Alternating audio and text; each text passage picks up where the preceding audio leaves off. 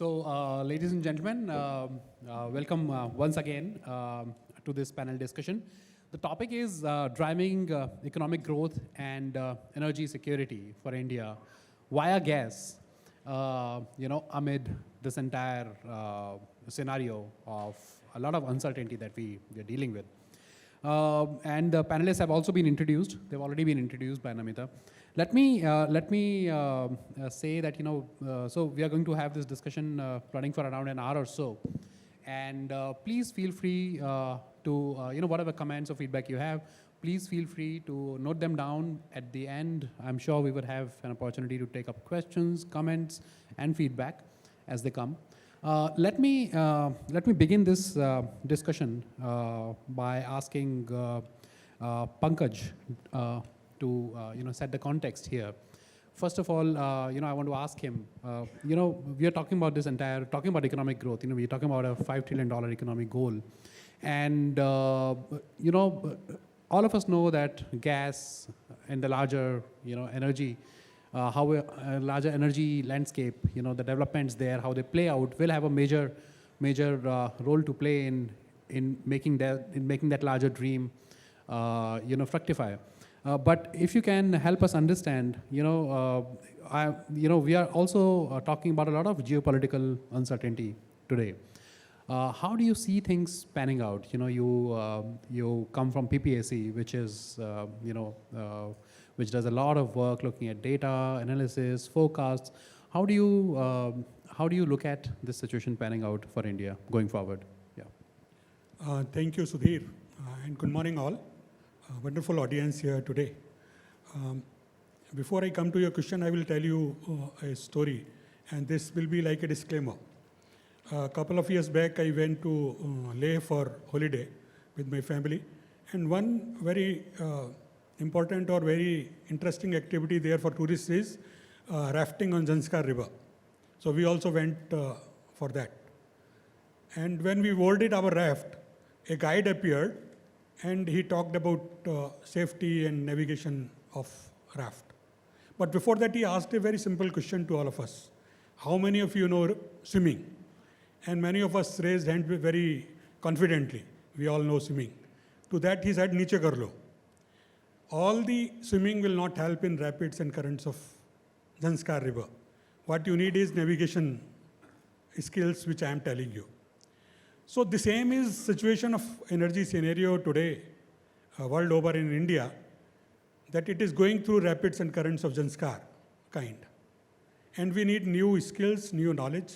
And I'm thankful to ET and Sudheer that they have organized this conclave where we will be exchanging that kind of knowledge and skills.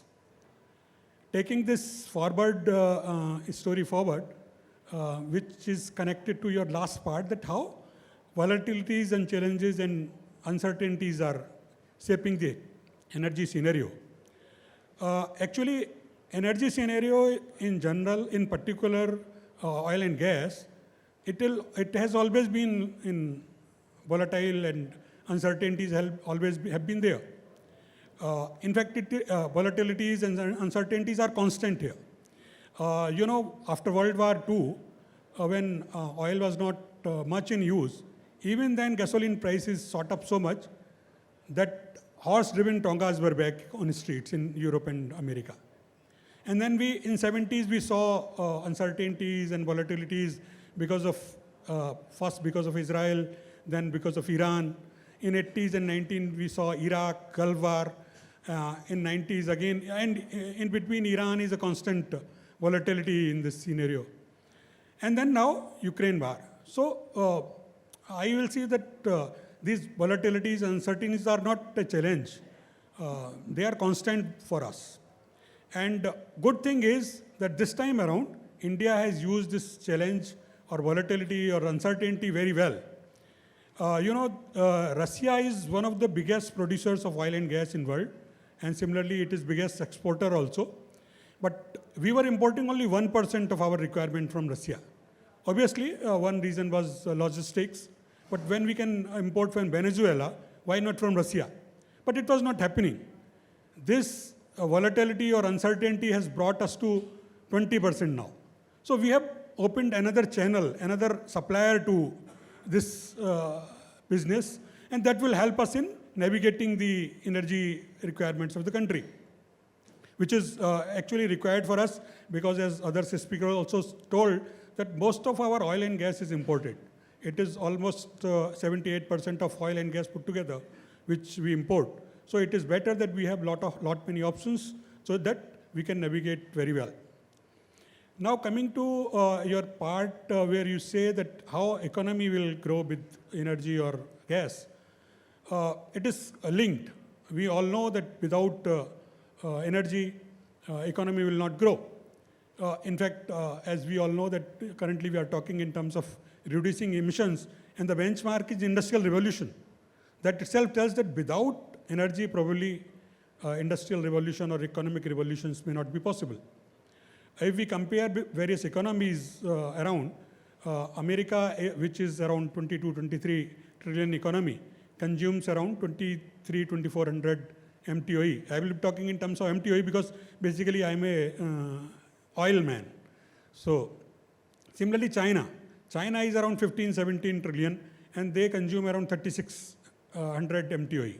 India is crossing 3, and we consume around 900.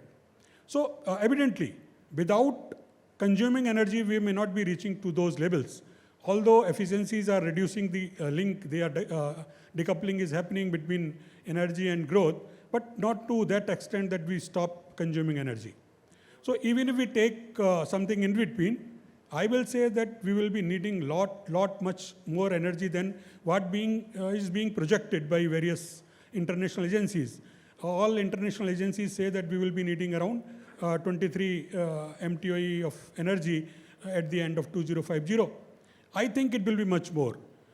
If we want to grow, for estimate that we will be 17 or 20 trillion economy by 2047, when we complete 100 years of independence. So we will be needing much more. And if we believe our two biggest entrepreneurs of the country, they say that it will be 35-40 trillion economy.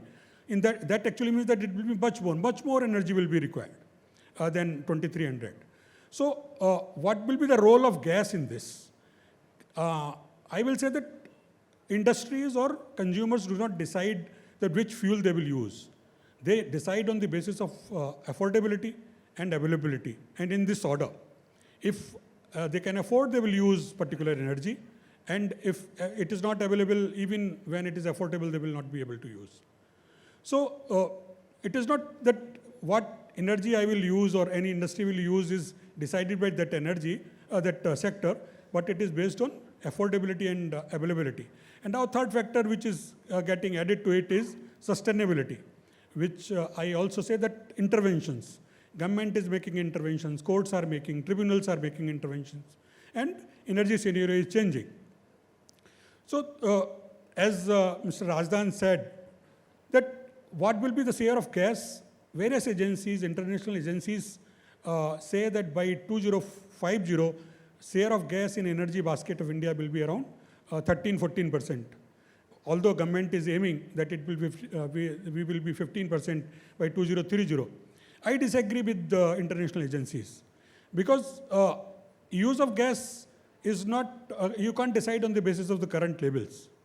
The gas is, as I said, any energy is used by, on the basis of affordability and availability, and gas is one fuel which can't be transported easily.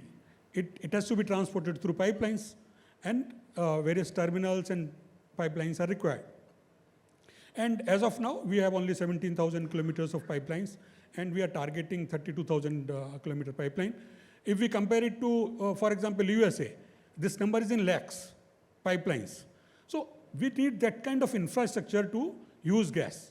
And if that is available to all industry, all across country, this year will be, for example, as shared earlier, we have a benchmark in Gujarat. We need not to go to any other country where a world average is around 24%. Gujarat is also 24%. So if that kind of facilities are available, pipelines are available, terminals are available, gas share can be much more than 15% or 12-13%, which is being talked about. It can be around 24-25% at the end of 2050 or 2047, if we can make that happen. How gas can help is that gas is much cleaner fuel, although that is linked to other parts.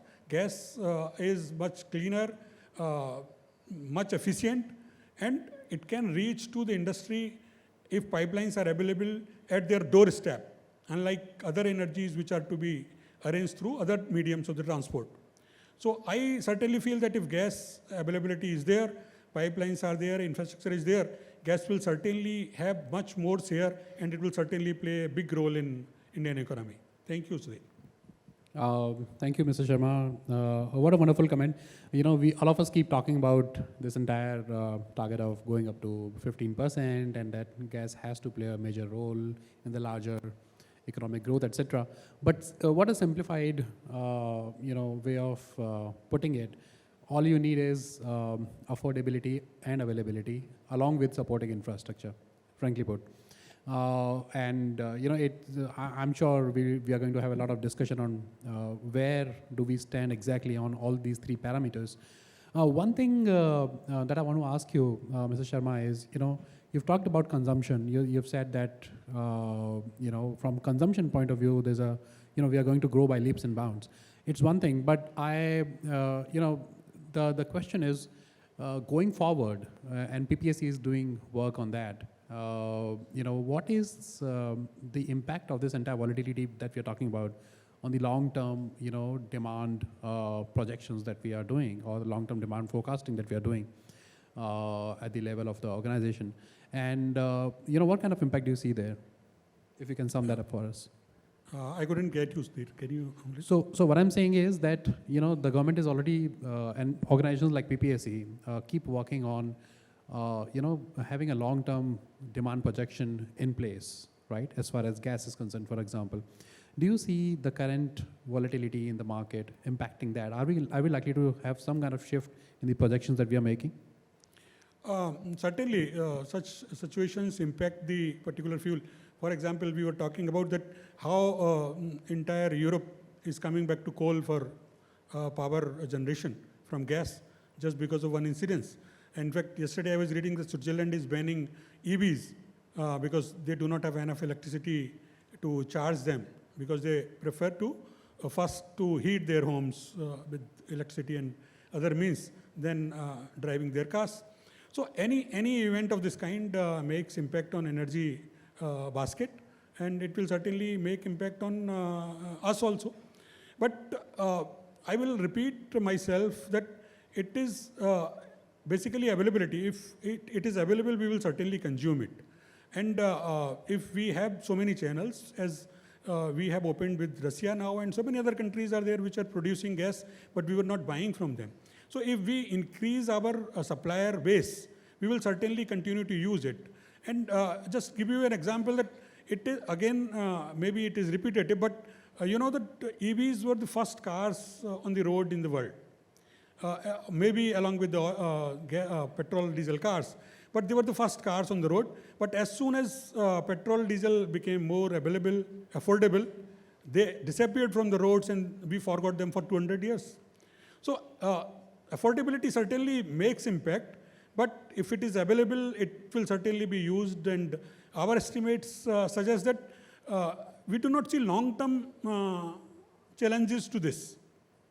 These are coming and going. As I said, that we have been experiencing this kind of volatility or uncertainties continuously. Every few years, such situations arise, and then we come back.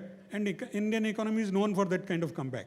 We come back on economic level, and we can come back on energy level also. Okay, thank you, Mr. Sharma, for that great answer. Let me turn to Abhilesh now. And to begin the conversation, let me ask you to comment upon your views on the larger issue of gas in the larger energy mix of India, and where are we headed from there? Yeah.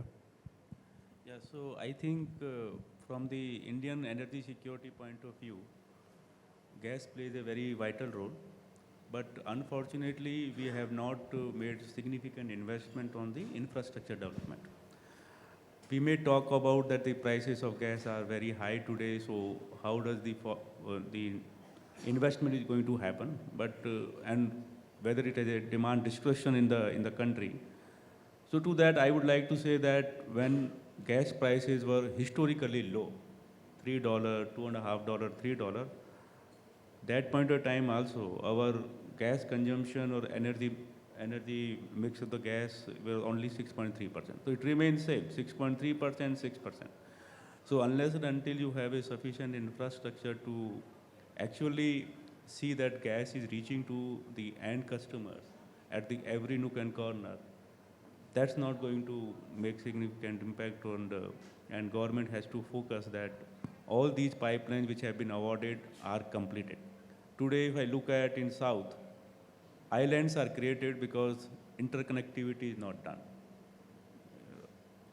Both these two large pipelines which is coming from Kochi terminal, one from Ennore terminal, they are not connected to national grid even after so many years. So islands are created, there is no movement of free gas from one end to another end. And that is where the situation comes where I see that there is some degrowth which may be possible.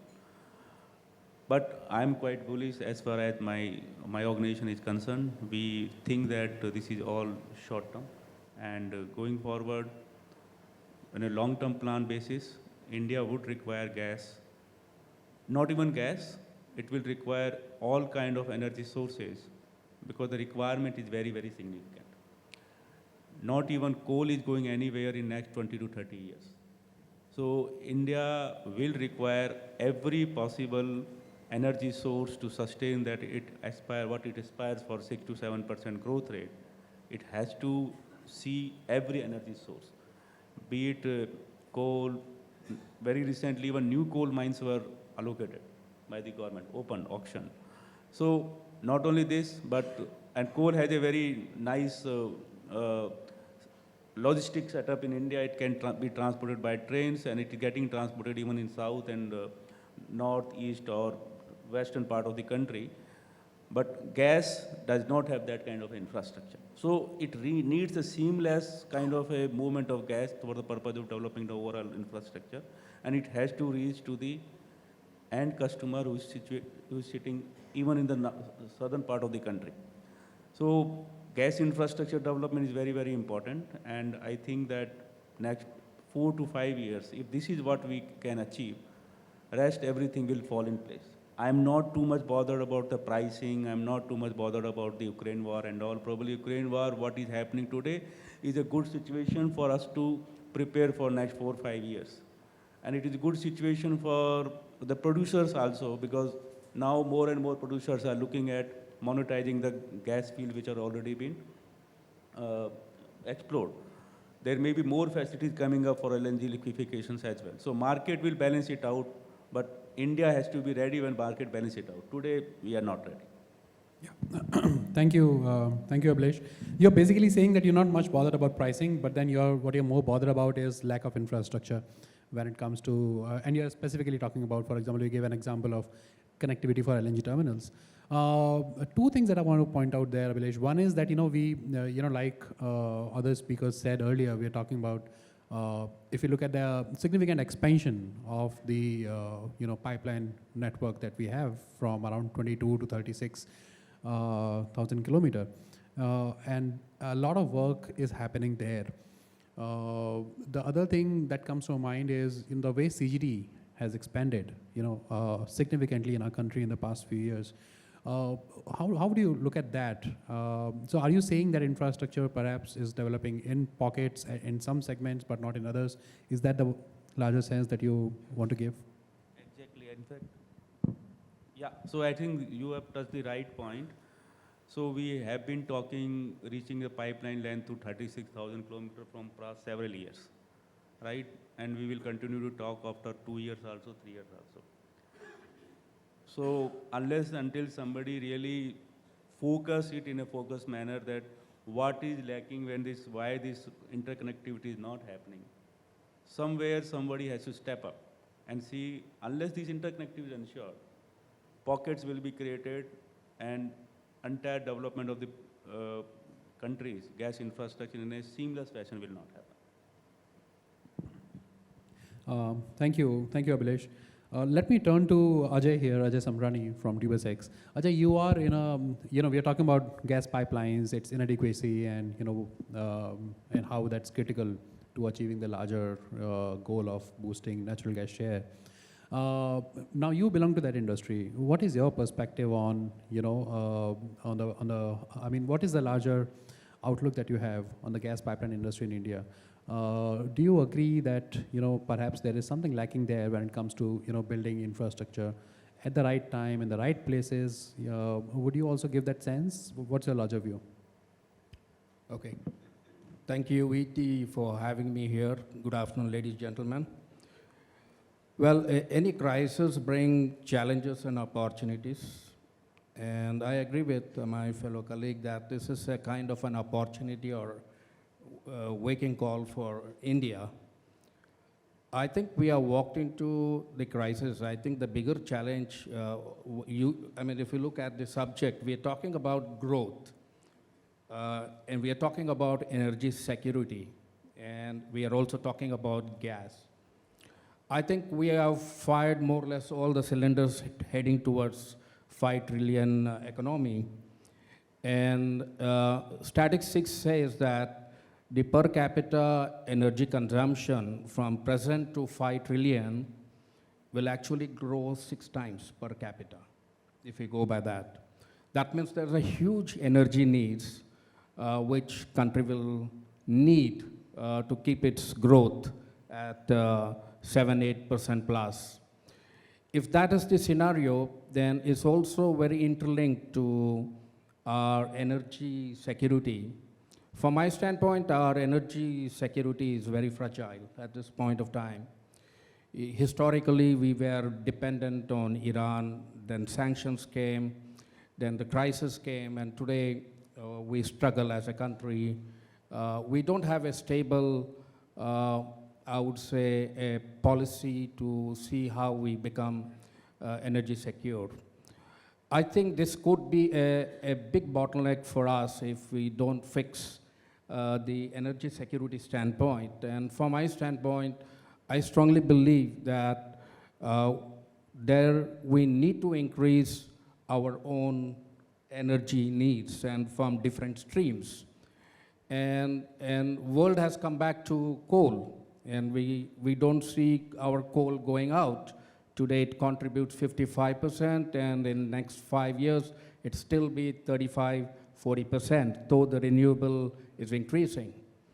But gas is something which I believe, and world has seen, that the gas availability and exploration is more on offshore, and it's in deep sea. I think India has been lagging behind on that exploration and side for a very, very long time. I think that's an opportunity for us, though India has signed with certain global oil companies to do deep sea exploration. There are pockets where we can really explore the potential. Also, India is also sitting on a huge deposit of shale gas.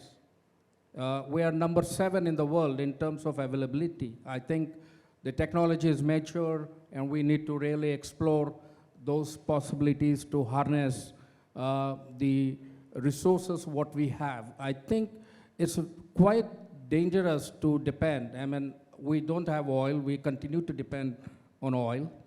And we have seen LNG. Today, you see the LNG spot prices is all-time high. Though the domestic gas prices capped around $8, and if you buy an LNG today, it's not less than $40. So the challenge now for India, the COVID also brought a challenge that the investment in LNG sector or the gas sector slowed down, and compounded with the crisis in Europe has really brought the affordability under challenge. I believe that if we don't fix our own infrastructure, 1, on exploration side, 2, as my colleague said, we need to build a network, and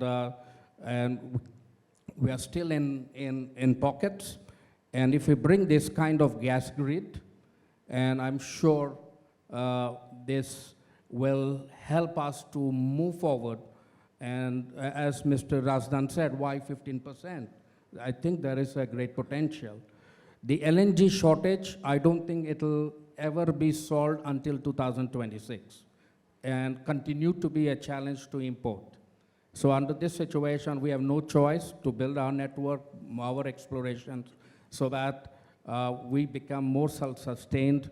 And there are pockets of opportunities, and speed is an answer. Coordinated action, I believe, is the future for us. Thank you, Ajay. You're basically saying that there's an issue in terms of ensuring that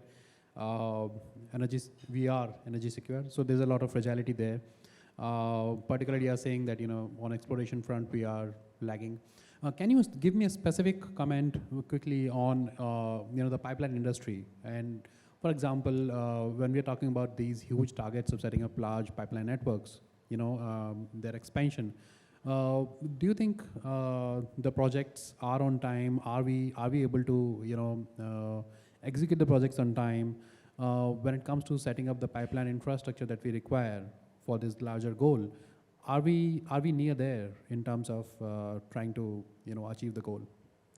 I think we have seen in the last couple of years the speed to reach our target of 60,000 kilometers of pipeline in the country by 2024. There has been a lot of challenges, and especially government has been struggling on infrastructure, acquisition of land, and this has been one of our biggest bottleneck as far as main pipeline is concerned. Coming back to city gas pipeline, I think we have been growing very strongly for the last 5 years, and we continue to see, but this affordability challenge could be one of the bottlenecks, because today half of the city gas is still imported, and the prices we don't see for the next 2 years to tame down. I think with these challenges, I think the more focus has to be to produce more domestically and make availability on the pipeline. So I think the speed to achieve, to cover 70% of the country by 2030 in this scenario could be a bit of challenge, and to take that kind of coverage in a short time is going to be one of the challenges for the country. Okay, yeah, thank you. So what is happening is, we had Abhilesh saying that infrastructure is lagging. You're saying that, maybe exploration is also lagging. I want to come to, Ashish on this point. And, Ashish, you belong to the drilling industry. So if exploration is something that needs focus, what's your sense of the larger, drilling sub-segment of the oil and gas industry? What is lagging there? And, can you give us a larger sense of, the entire drilling landscape in India? Where do we stand? Are we making the right moves at the right time? Or you think there is something lagging there too? Good afternoon, everyone. Thank you, Sudheer, and thank you, Economic Times, for having us and Seros over on this prestigious gathering.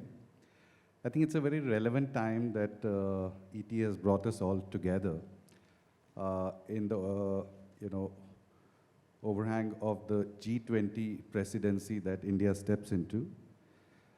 The very fact that India is hosting the G20 presidency tells us how, as a country, we have moved forward from being underdeveloped to a developing to now actually being at the center stage of things. It also tells us that our economy is growing, and any growing economy is a guzzler of energy.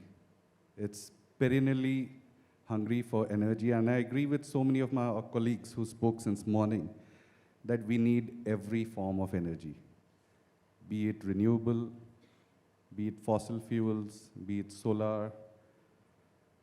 Every form of energy is required today in India. At the same time, we need to be mindful of responsible development. We need to leave behind a planet for our future generations which is livable. And which brings me to my answer for what you're looking for, Sudheer. And I want to tell you a very small story which will tell what's going on in this sector. Traditionally, Seros has been a shipping and logistics company. And while we were doing logistics, we saw this climate change was a real threat. And so what could we do as a transporter? And we started looking, and we found solution in using greener and cleaner fuels powering our fleet. And we started looking at EVs and CNG and LNG. And we very quickly became one of the largest green logistics companies. But that led us to this other chapter, which is much more than transportation vehicles. It is the industries which were consuming energy, and there was dearth of clean energy or replacement fuel of coal and furnace oil, etc. And so therefore we got into the doorstep delivery of LNG. But we soon realized that there's shortage of the clean fuel itself, and that's how we entered the oil gas drilling industry, basically, which is the cleanest form of fossil fuel. And that's how Seros Energy. There are a lot of very interesting changes taking place in the oil and gas drilling, and my friend and colleague Ajay from the industry just mentioned about the delays and challenges in the projects relating to pipeline, etc. It's a fact, friends. India is a populous country, and the density of population.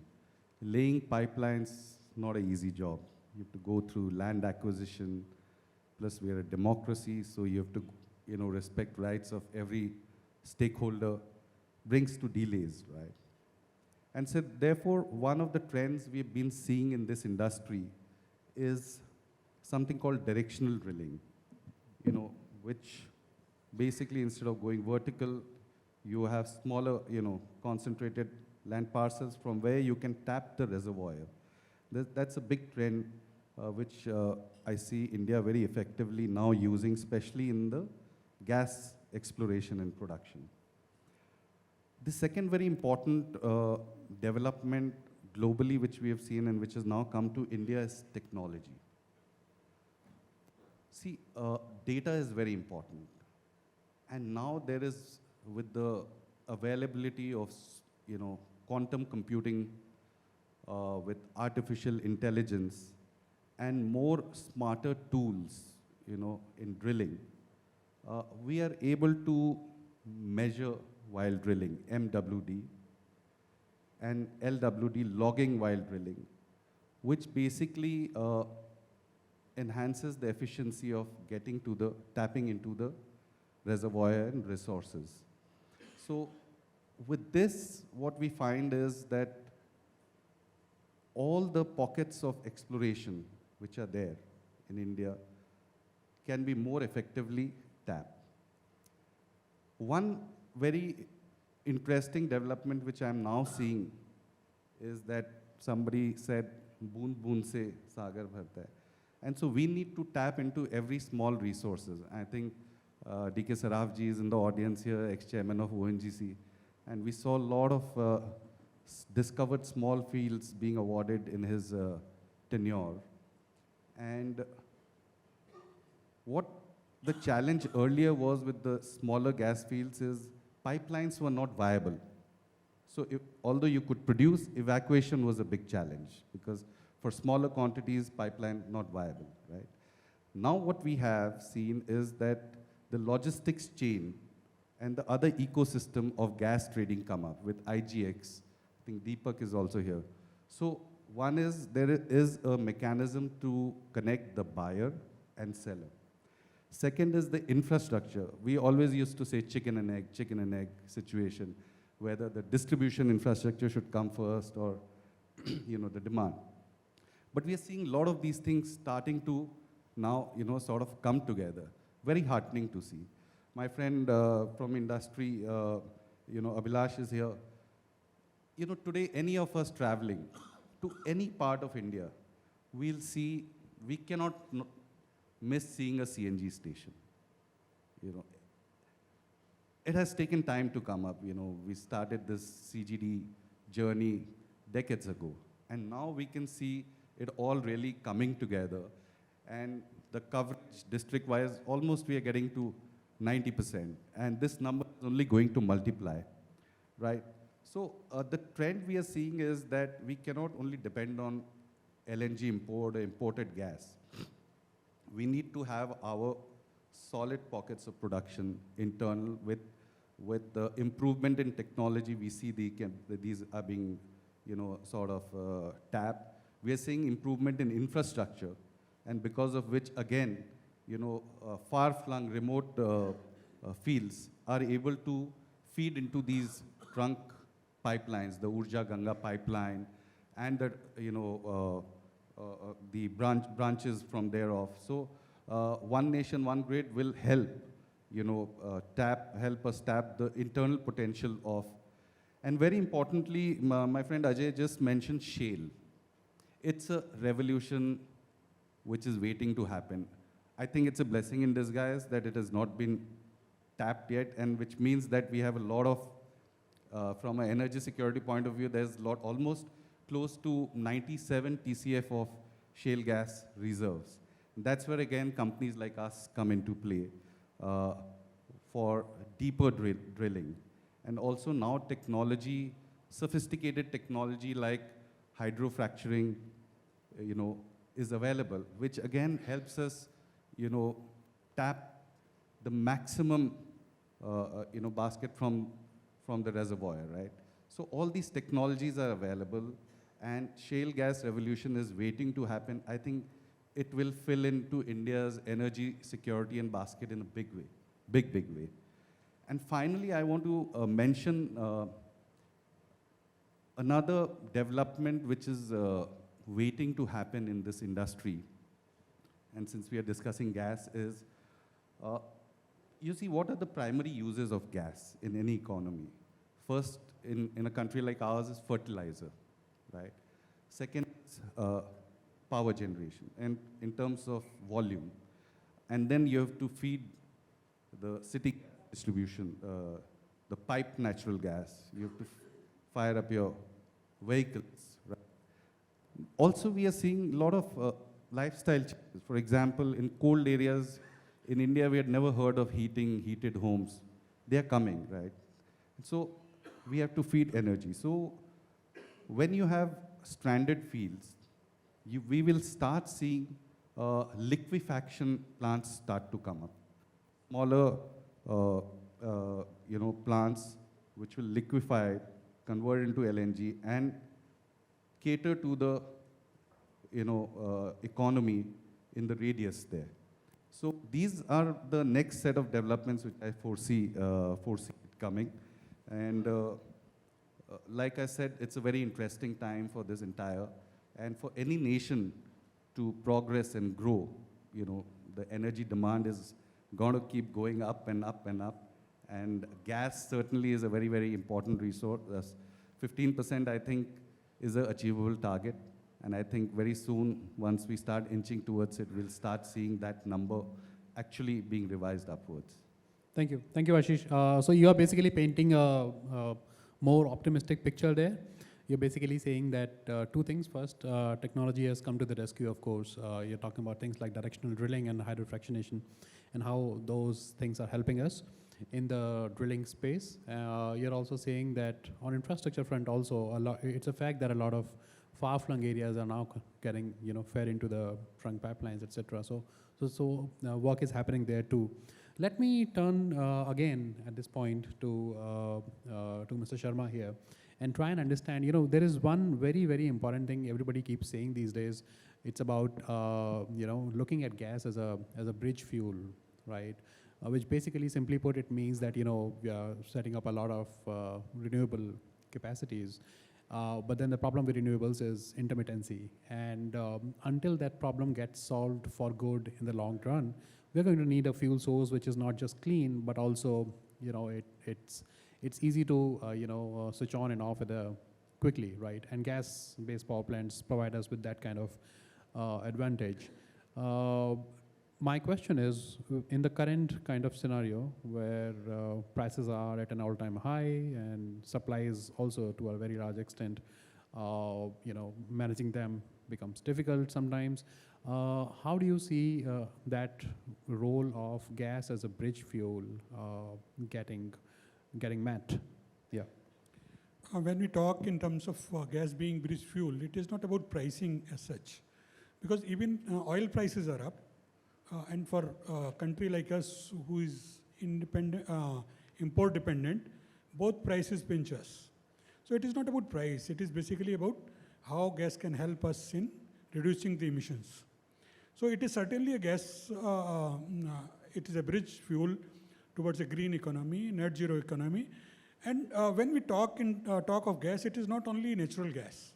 As we have been talking since morning, it includes CBG, it includes hydrogen gas, HCNG, and it also includes now syngas.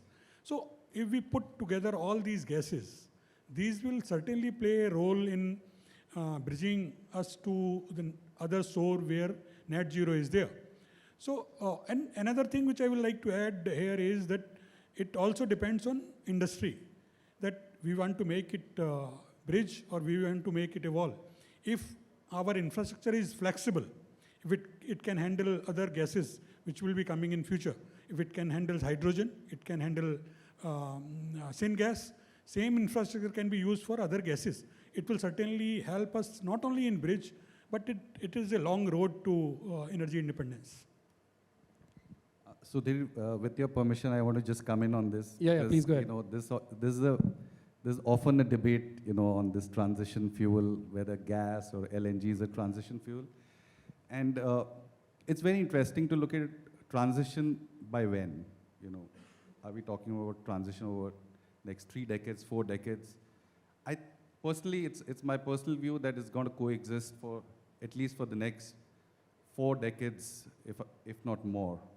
And the other thing is that, at least so far as we've seen in case of EV adoption, the battery technology, I think there are enough data and studies now that the mining of minerals for the battery itself is more carbon positive than these fossil fuels.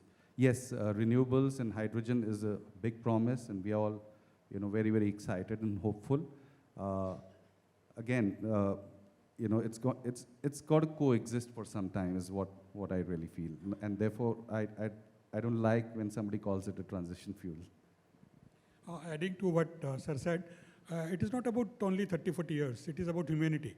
So 30, 40 years is nothing in human life. So we can wait for that too much period. Okay. Let's move forward with that discussion, and thanks for that comment, Mr. Sharma. You're basically saying that, as long as we create the right kind of, environment for all forms of gas, environment meaning infrastructure for all forms of gas to flourish and come into the system, we should not be so much worried about whether or not it will play as a bridge fuel. Definitely it will. A very important thought there. Let me turn to Abhilesh again. Abhilesh, you were talking about issues related to infrastructure creation, right? And at a very valid point there. What I want to ask you is, what is, AG&P is one of the largest companies in this space, which is setting up a lot of this infrastructure, right? Whether we're talking about terminals or even, CGD infrastructure, particularly in down south. My question is, given these constraints, what is the long-term outlook for the entire gas industry? And when I'm talking about constraints, I'm not just talking about infrastructure creation issues, and delays, etc. I'm also talking about the larger, scenario that is here. We have high prices, we have high commodity prices, not just fuel prices. We are talking about significant monetary tightening, so that has an impact on funding. Other issues. How does all of this impact the long-term outlook for the gas industry as far as your own business areas are concerned? Yeah, so in fact, on short term, definitely all these issues with the monetary policy tightening, fertilizer subsidy will going up very, very substantially. is a cause of concern. And one thing which I would like to say is that the way government of India has handled the situation in last 6-7 months is commendable. And I would like to see that, of course, there are counter views also that oil marketing companies have been suffering. But one thing is important to note that though oil marketing companies have been suffering, but keeping the prices under control of oil has given certain advantage of keeping the inflation also under control. Otherwise, it becomes a cycle. And if it becomes a cycle, then it is very, very difficult for any government to then control it. And then you take actions. We are not action, but reactions, which Europe is taking now. They are now started talking about freezing the gas prices. They are now talking about several other issues to control that, because the inflation has started pinching a lot, which successfully the government of India could create. And it was a very bold decision, considering that point of time when oil was $108, $110, they took this decision. And people have been talking that $140 crude will go, $160 crude will go, and still they took a bold decision. Otherwise, somebody would have said, I will take decision when 140, crude goes 140, 180. So having said that, from our standpoint of view, we are quite bullish on a long-term basis for gas infrastructure. And we clearly see that when I visit to the remotest of the place in the south, I clearly see that people are waiting for gas to reach to their home. They need this fuel. Even industries need this fuel. And the industry which have been using furnace oil or diesel or LPG or propane, etc., they definitely talk to us that when the gas is going to be made available to us. From our standpoint of view, we are developing our steel pipeline network in a much faster way. Already, we are doing almost 2 kilometers per day steel pipeline. And our commitment from PNGRB point of view on the steel pipeline is 8 years, and we would like to complete in 2 to 3 years only. So that is a commitment which we have made to ourselves, which we have made to the people, which we see that this is what is required, and we should be ready when the gas prices are right. So Ukraine war and all is fine. Maybe we are not too much impacted because we are not ready to be suffering because of $30 gas. Hardly few cargoes, few million tons we are importing on a spot basis. We have been importing those similar kind of spot basis cargoes, even it was $3 or even in $30, so not much impact. But on a long-term basis, this infrastructure creation will help us. And I see that natural gas will continue to play a very wide role going forward, even to support the renewable energy as well. The intermittentness of the renewable energy, it will still take a lot of time to solve that issue. And to that point of time, gas becomes a fuel for choice in next 7 to 8 years. Okay, thank you, Abhilesh. Ajay, what I want to ask you is, we're talking about, and like Abhilesh was talking about, commodity price rise and inflation, etc. And there's a lot of, so from a material price point of view, right, I want to understand from you, how is the pipeline industry taking that hit? What kind of impact has been there?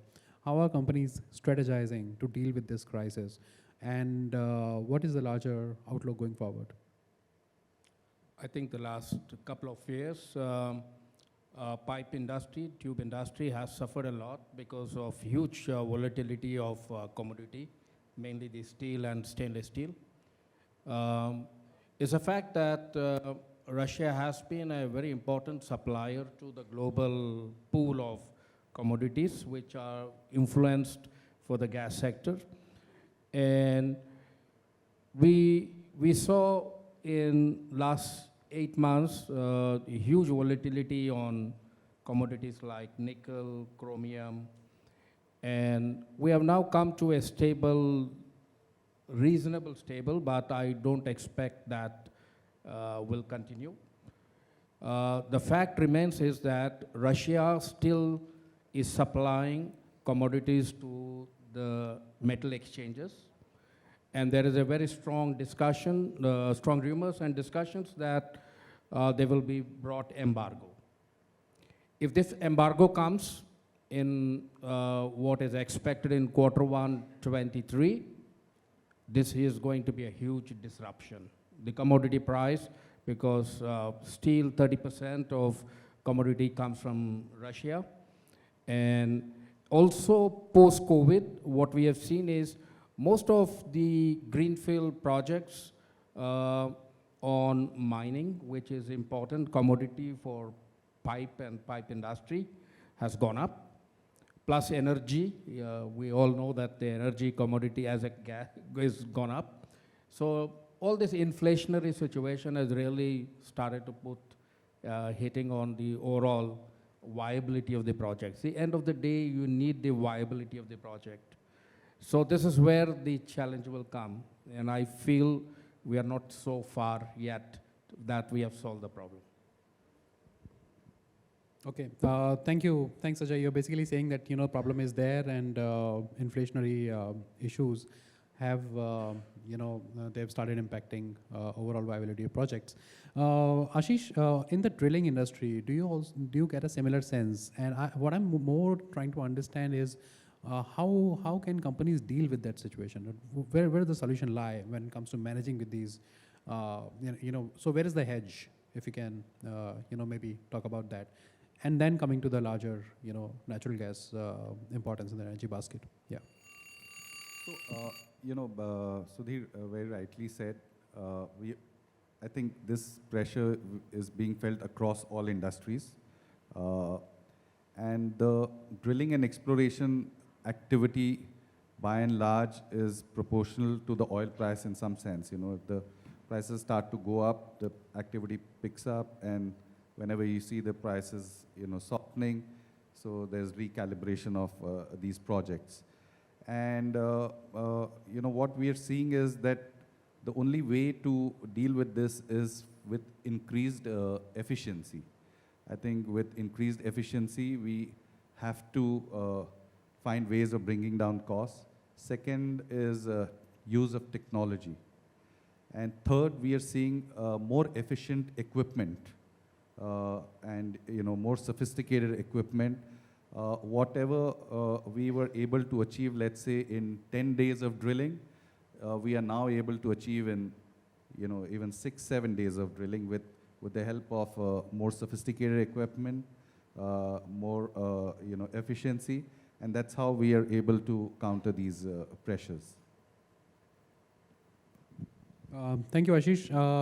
That, ladies and gentlemen, brings us to an end of this discussion. If I can sum up, we've, the larger sense that we get and the larger, key takeaways, if we can draw from this discussion, is that, so we had Mr. Sharma talking about how, how to look at this entire volatile scenario. It's in a way, as a sector, energy has seen a lot of volatility in the past too. There have been multiple events. This is perhaps just another event. Maybe it takes, maybe it stays on for a longer time, but then it's just another event in the end. And that volatility has always been there. Abhilesh talked about how investment in infrastructure, maybe we need to do more on that front. But then, it's always, it's also a fact that ultimately what kind of investment goes into future infrastructure creation will be dependent upon, availability and affordability questions. We also had Ajay talk about how we need to expand the energy basket, and perhaps we are lagging behind in drilling also. We have Mr. Saraf sitting in the audience, and he's, I've seen him smiling every time we are talking about, lack of expenditure in drilling or lack of expenditure perhaps in CG or infrastructure, because he has looked at CGD also at PNGRB. So maybe he can comment upon that. Of course, Ashish is more optimistic. He is basically saying that a lot of technology use can technology use can address a lot of these issues to a large extent. He's going to the extent of talking about shale. Why not tap into that? So that's a very holistic discussion, ladies and gentlemen. Nobody here denies that gas will not be a bridge fuel or that gas will not have a role to play. The only question is that how it ultimately pans out will be dependent upon a lot of these key factors, like, for example, skill creation, like Mr. Sharma talked about, or on infrastructure creation front, having the right solutions in place at the right time, or having availability, and how the availability and the affordability kind of questions pan out. That's very broadly it, ladies and gentlemen. Thank you for your time. We are, we can invite a few questions, Namita, if you're allowed. But before that, I would really like Mr. Saraf to talk about these 2 points. Investment in drilling, for example, the kind of pace at which it is happening, and the pace at which we are expanding our CGD base. Sir, if you can.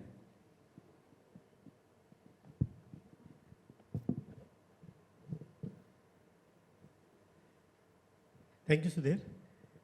I think so far as the drilling is concerned, the opportunities are immense because India as a country is far less explored than its peers. So the challenge is that how to identify the right candidate for drilling a well, which is the job of our exploration experts. They are on the job.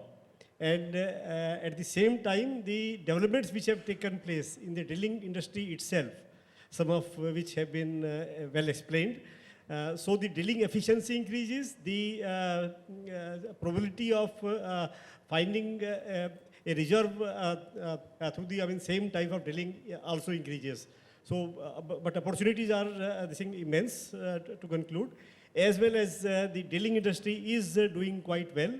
It's not really the question of number of wells, but it's the question of the efficiency of a well, which is more important, and that's what the drilling industry is focused at. I'm happy to note that. And your second question was? I also wanted you to comment upon the pace of infrastructure creation, because you have been associated for a long time when we were bidding out the CGD areas. And CGD is a very important part of the larger gas infrastructure space in India. So are you satisfied with the pace at which it is happening? What more needs to be done? I think the CGD companies are doing excellent job.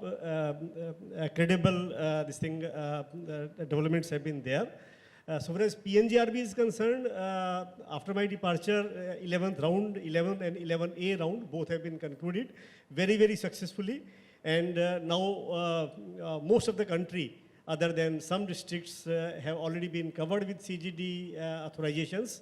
And the more heartening thing is to see that the infrastructure is also coming up, the number of CNG stations, the number of pipelines. I'm happy to note that Abhilesh also talked that what they were expected to do in 8 years, they would be doing in 2 years. Hats off to them, because this is all, despite all difficulties in getting permissions, etc. So if they can do it, it's really, excellent. And the number of PNG connections have also been increasing. Of course, the price challenge is there, but this challenge is momentary.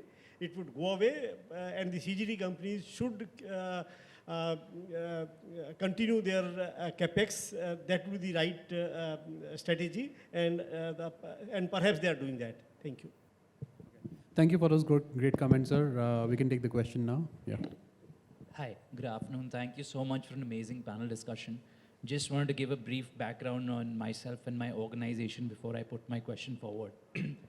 We at Fuel Buddy, we are trying to be the last mile delivery for all things energy. So, as Ms. Shukla also brought up, the last mile on how, let's say, whether it's electricity or whether it's CNG, we're trying to figure that out, take that completely mobile.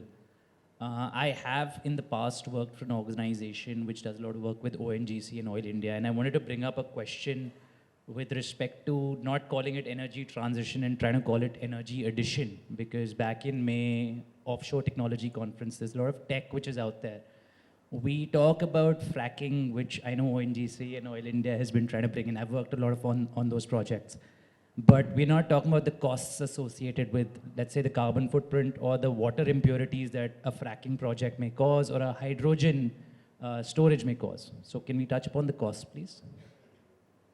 The intangible costs. You're talking about costs, the cost implications of technologies like fracking, right? Okay. And hydrogen storage. And? Hydrogen storage. And hydrogen storage. Okay. So, I can please go ahead, Ashish. I'll partially address it, but it's very relevant. See, if you look at the history of civilization and human development, every development will have, pros and cons, right? And likewise with this. So we have to look at the holistic picture, what is the need of humanity. We, as a society, we will need more and more energy.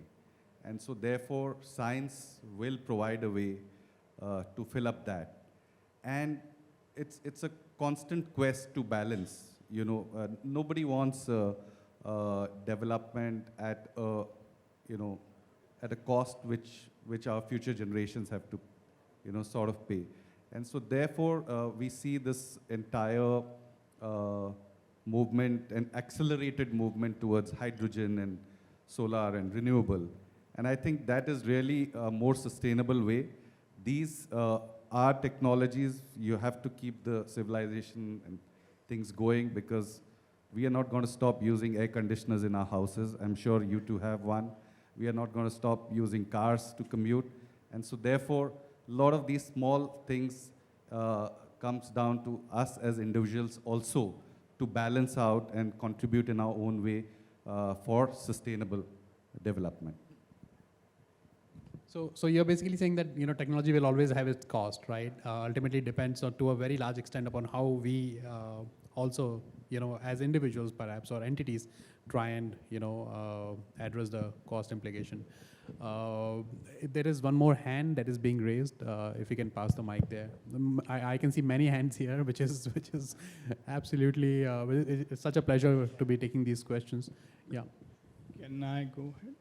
Yeah, please go ahead. Yes. Good afternoon. My name is Yogesh Mittal, and I represent an organization called JBM. My question to the panel is asking their views on projects which involves production of biogas. Along with the drilling and along with the exploration activities which we have rightly touched upon, see, these are the projects of biogas where, with the biodegradable waste, and those processes and technologies also available, those projects can fairly be set up in different parts of the country. It comes with its own challenges and benefits, etc. But are the country's gas needs can be effectively and validly met by promoting and projecting the biogas production projects, or you would think it's still it's going to be a drop in the ocean only? Even if it is drop in the ocean, it is enough.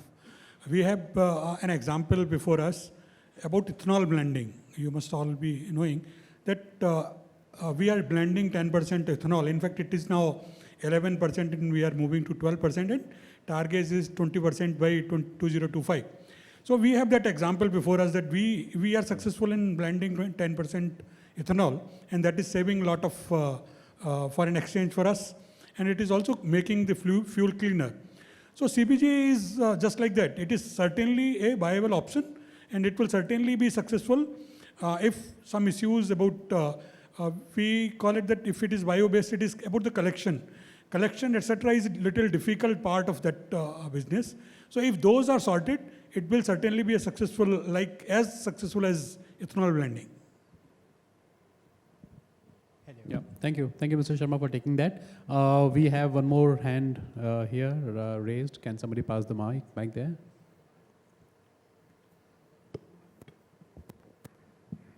Hello. Hello. Good afternoon. Greetings to everyone, to the respected dignitaries. So my question is that if we conduct the overall pestle analysis of India, and as it has been claimed repeatedly that India has been doing much better if we do the comparative analysis with rest of the economies of the globe, as it is being reflected by the GDP of our country, that the fluctuation in our economic parameters is actually much less. So it has also been projected, or it has also been said that India is doing much better in terms of technology. So why it is being said that if we consider the prospects of gas industry in India, we need to really work hard? Why it is being said? I understand that in terms of laying out of the pipelines, we need to work hard because we really have a great population. But in terms of technology, we are prospering. Yes, sir. Can you, would you please, identify yourself? Sorry. Sir, actually, my name is Kunal Nagpal, and I'm pursuing PhD in commerce, and I'm the guest lecturer in economics. Thank you. Okay, okay. Yeah, so, Maybe Yeah, I please can go ahead. take that. Well, if I understood your question is, where is the difficulty right? What was, can you reframe the core question one more time? It was a... So actually, I said that in terms of technology, where we are lacking, because Yeah. I got your point. Okay. Well, I said no more gas is a bridge fuel, right? We had already these discussions. Gas is very important going forward because it also brings ecology advantage, and we need gas, and there is need of gas in the country for power, fertilizer, and also city gas and pipe gas. So there is an opportunity. What we're trying to say is we need more gas. And in these circumstances, importing gas is a question of economics. So we need an integrated approach, one on exploration to seek natural fossil gas. Look for alternate gas, like we talked about fracking is other aspect where we said we should look at. The new horizon is hydrogen, which we didn't touch in this, but I'm sure in next panel they will talk about. This is a huge opportunity. Hydrogen can change the landscape. So we need to put efforts, coordinated efforts on technology. There are several agencies, the government, non-government, private, we need to integrate.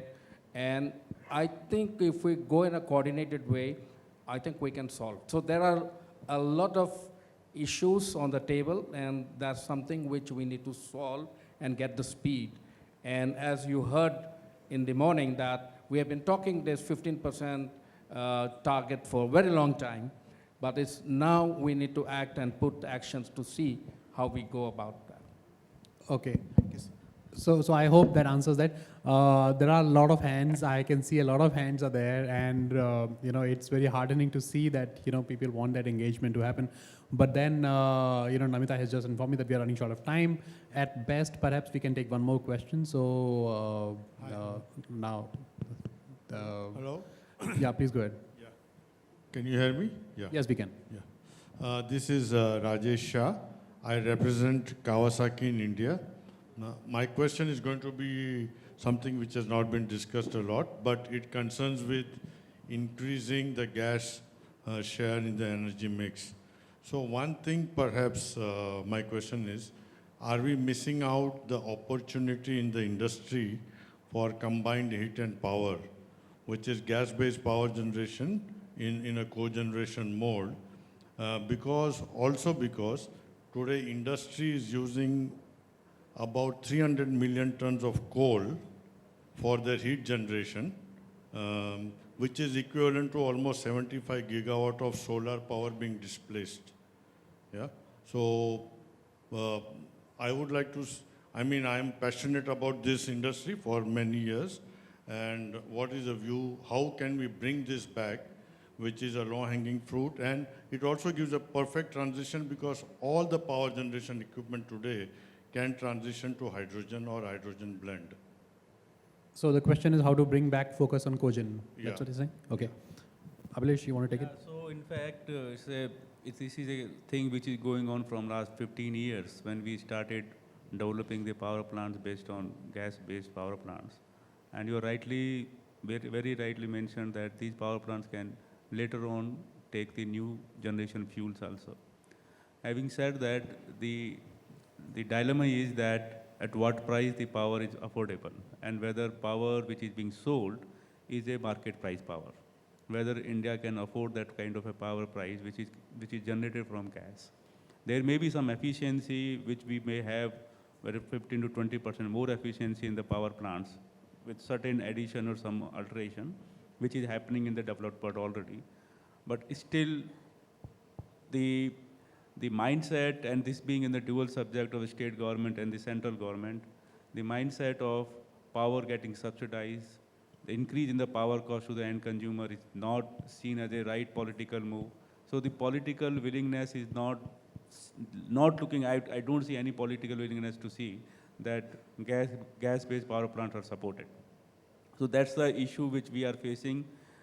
And maybe it was the right point of time when the gas was $3-4 that we could have started some production. But then the issue of infrastructure ability was a challenge, and we did not do that point of time itself. So we can keep on debating on this gas-based power plant. I am not too hopeful for next 4 or 5 years it is going to happen. So Yeah, Ashish. Quickly, I want to add to Mr. Shah's point. I think the point what he was trying to raise is energy wastage. It's a very relevant, pertinent point. I think there will be multiple ways to address it. One is through legislation or statutory. And we've not seen the carbon trading network sort of platform evolve in India. But I think as like developed economies have in the next few panel discussion, I'm sure this will be more deliberated in detail. But yes, some sort of regulatory intervention in terms of some sort of penalties on wastage of energy or carbon emissions is likely to come in as the economy matures. Thank you, Ashish. And ladies and gentlemen, thank you for your time. That brings us to an end of this discussion. All the questions, all the feedback that you have, please feel free to share that offline. Thank you. Thanks.